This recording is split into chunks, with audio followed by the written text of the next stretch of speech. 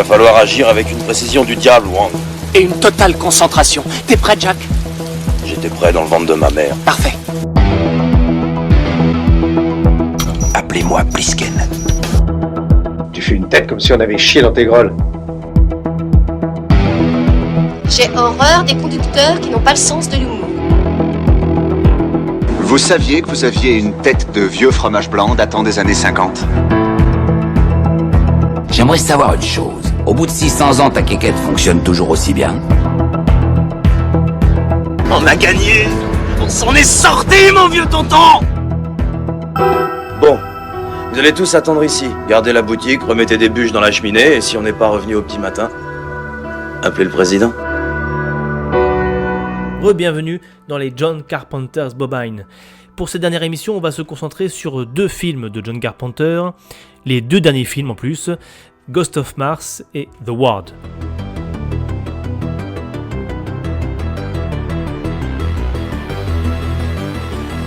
John Carpenter's Bobines.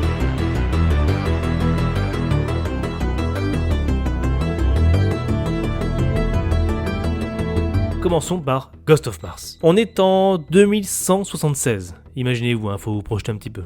Un matriarcat, et oui, vous avez bien entendu, un matriarcat domine désormais une partie des colonies humaines, à savoir Mars, planète habitée par quelques 640 000 pionniers.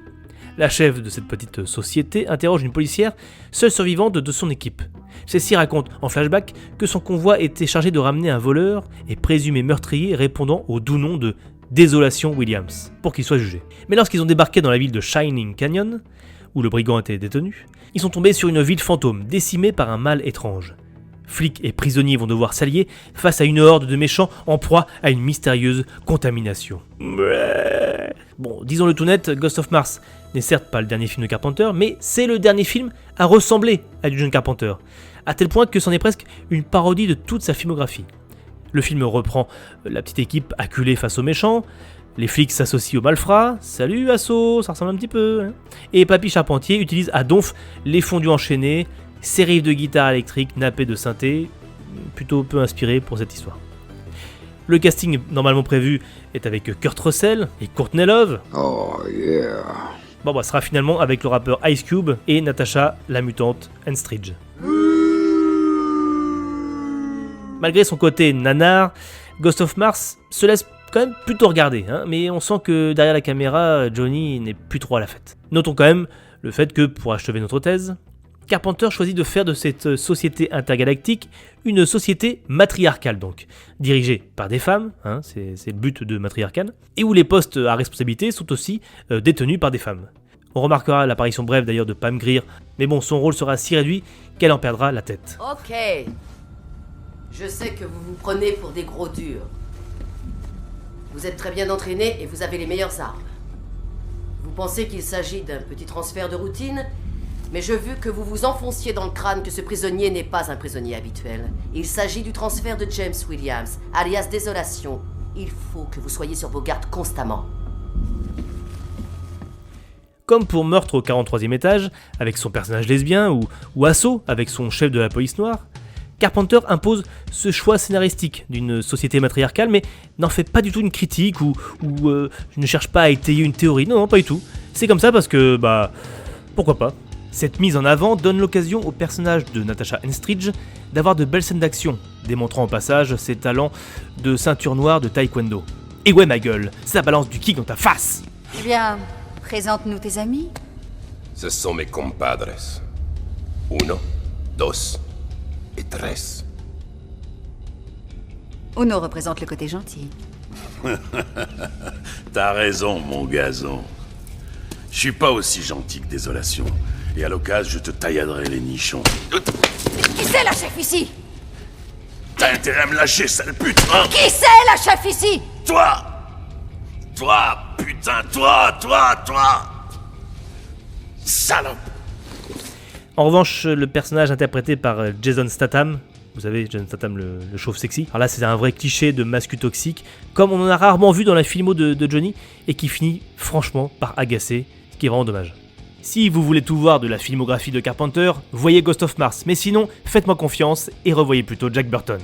N'est-ce pas, Jack? Je suis en pleine forme. Et j'ai pas... j'ai pas peur du tout, tu sais, et même je me sens comme invincible. Passons maintenant au dernier film en date de John Carpenter, The Ward.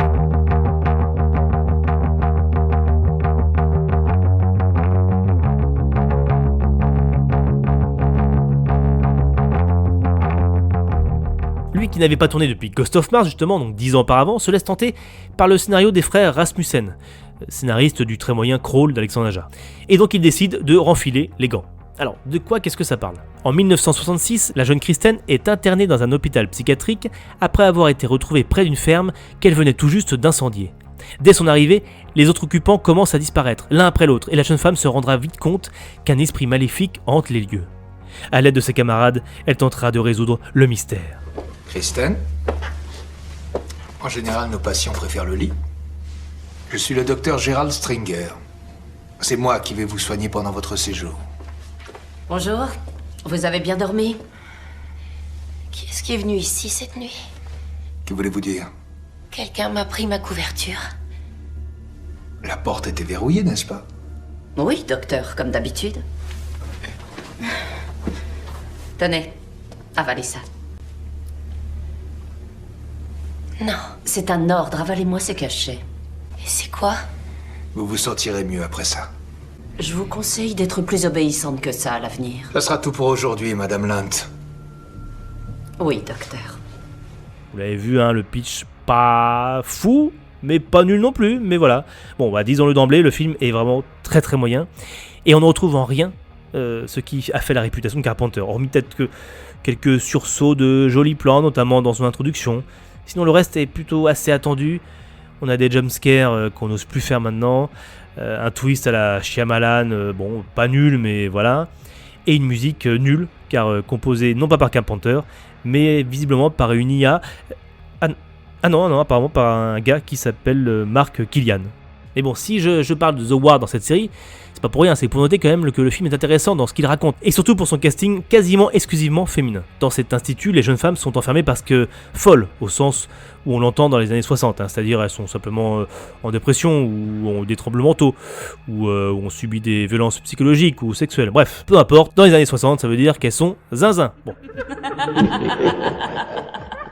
Mais au-delà du huis clos horrifique, The Ward parle du mauvais traitement que l'on faisait subir aux femmes dans ces années-là, et qu'on considérait comme folles, hystériques, et qu'on tentait de guérir à coups de médoc et autres électrochocs. Car au fond, toutes ces femmes ne sont-elles pas toutes des sorcières ? Blague à part, l'autre intérêt est donc aussi le casting, où l'on retrouve un acteur masculin, Jared Harris, fils de Richard Harris, a.k.a. Dumbledore, Nepo Baby, ou encore Mamie Grummer, fille de Meryl Streep, Nepo Baby, et Amber Heard dans le rôle d'une soi-disant malade mentale. Bien qu'à l'époque Amber Heard ne soit qu'une star montante depuis son rôle marquant dans All the Boys Love Mandy Lane de Jonathan Levin, on ne peut s'empêcher de revoir ce film à l'aune de ce qu'il s'est passé récemment dans son procès contre son ex-mari Johnny Depp. Après des années de procédure suite aux plaintes des deux acteurs pour violence conjugale l'un envers l'autre, le procès a pris une tournure étonnante quand celui-ci fut filmé et relayé par la communauté masculiniste, il faut bien le dire, pendant le parti de Johnny Depp et dépeignant Amber Heard comme ni plus ni moins une cinglée. La vérité judiciaire a enfoncé Amber Heard et on ne connaîtra jamais la vérité factuelle qui n'a malheureusement que peu de valeur dans ce nouveau monde où la vérité importe peu d'ailleurs. Toujours est-il qu'Amber Heard a été victime d'un bel exemple de gaslighting.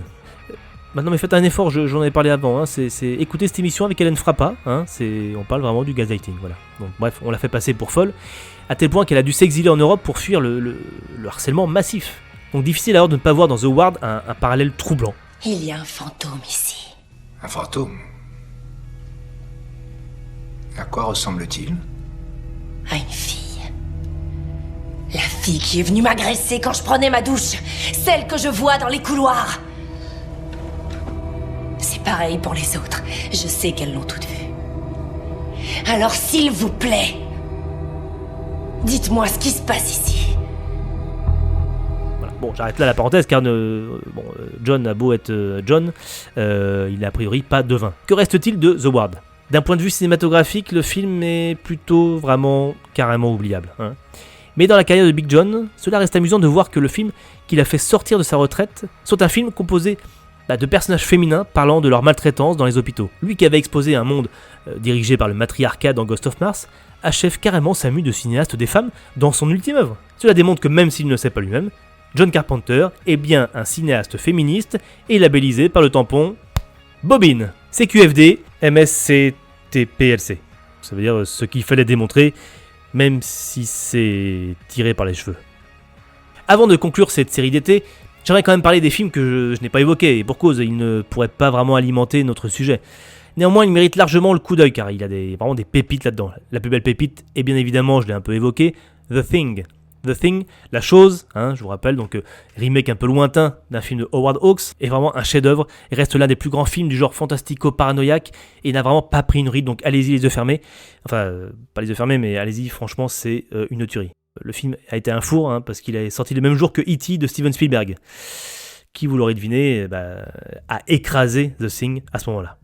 Il serait d'ailleurs amusant de faire une étude comparative de ces deux cinéastes. Carpenter revendique une filiation avec Howard Hawks, quand Spielberg ne tarit pas d'éloges sur John Ford. Les deux ont connu leur premier grand succès avec un film d'horreur, Halloween pour l'un et Les Dents de la Mer pour l'autre. Eh oui, Les Dents de la Mer, c'est flippant. Ils sont passionnés par les extraterrestres, The Thing versus E.T., voire les rencontres du troisième type, Starman versus, rencontres du troisième type. Ils se lancent tous les deux dans le film d'aventure exotique, avec Jack Burton versus Indiana Jones, mais si l'un n'a jamais joué le jeu des studios américains, l'autre en est devenu le roi. Mais bon, je m'arrête là, ce serait le sujet d'une autre émission. L'année prochaine peut-être ?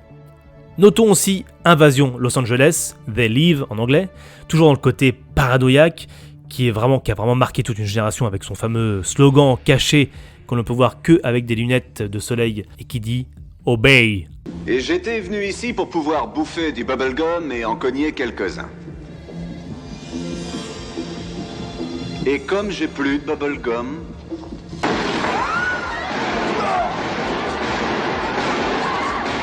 Le film reste aussi mémorable pour une baston de rue entre les deux héros et qui dure plus de 10 minutes, vraiment un must.